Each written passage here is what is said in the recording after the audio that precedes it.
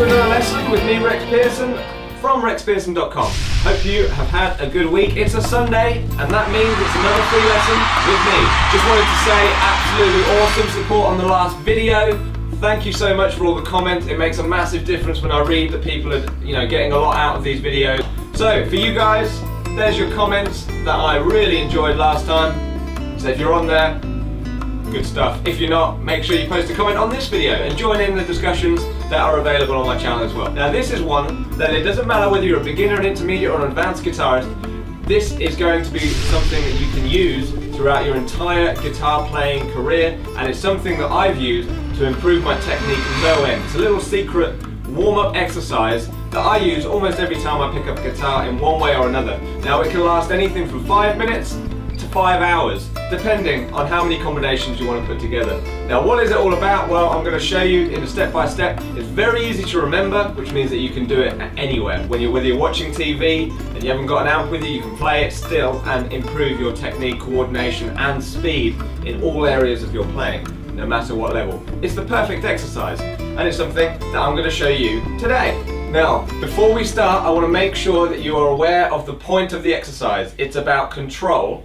It's about not speed, and it's about accuracy. So make sure that when you're playing these exercises, you're not focusing on building speed. It may happen as a result, but as long as you've got accuracy, control, and you're not focusing on building speed, then you're going to get a really good exercise. If you're too concerned with speed, it's all going to fall apart, particularly on some of the more difficult combinations. Now, it's a chromatic exercise. I'm going to show you the combinations on the left hand, and then how you can build this into your practice routine. I use it as a warm-up. Whether I've got 5 minutes or an hour, you can make it last as long as you have got the ability to. So, how far can you get with this exercise? Okay, so it starts on the first fret with the first finger.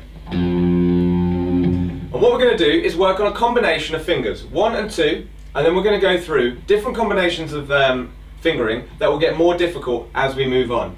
The premise is simple. All you need to do is to pick the first note and hammer onto the second. So with the first finger, first fret, hammer onto the second fret with the second finger. Then you're going to change string and do the same thing. And you want to make sure, as you go through the strings, that each note follows the next evenly and smoothly.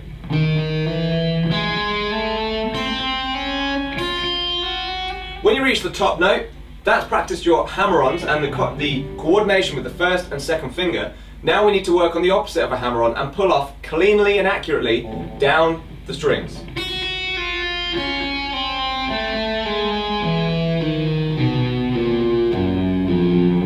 Now, word of warning, make sure you release each finger as you place the next one down, and on the pull-off, as you pull off, and you place down on the next string, ready for your pick, release that first finger. Don't keep it down the whole time, which is a mistake I see a lot of people make. Now, that's basically the exercise. That's why it's so easy to remember and so easy to do. All you've got to remember now are the combinations of fingers. We've done 1 and 2. Next combination, 1 and 3.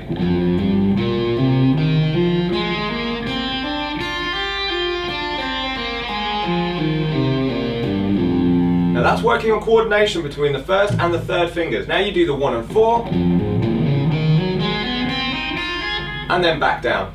That's the basic combinations. That's going to help you with your pentatonic scales and with your sort of lines and runs that are going to be based on pentatonic things. It's going to help you with that sort of side of thing where you're using 1 and either 1 and 2, 1 and 3 and 1 and 4. Now it gets more difficult, guys. You've got 2 and 3.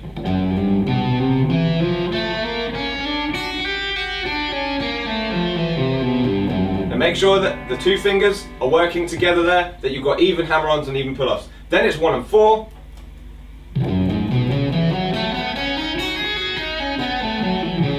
Which many people will find very difficult to stretch over 2 frets. If you find it difficult at the beginning, slide it up and start at the 12th. Final combination, 3 and 4, which is the most difficult for everyone because the 3rd and the 4th finger generally share a tendon, and the pull-offs are the most difficult part of them.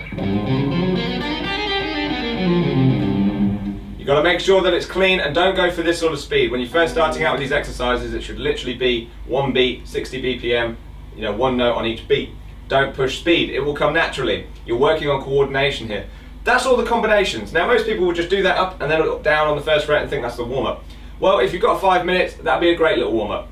If you've got longer, say 20, maybe 30 minutes, and you really want to work your technique, move the exercise chromatically and don't stop at all for anything. I'm going to play it for you really quickly. The first and second, first and third, first and fourth, 2 and 3, 2 and 4, and 3 and 4. So you can see the exercise, and then I'm going to move it up chromatically.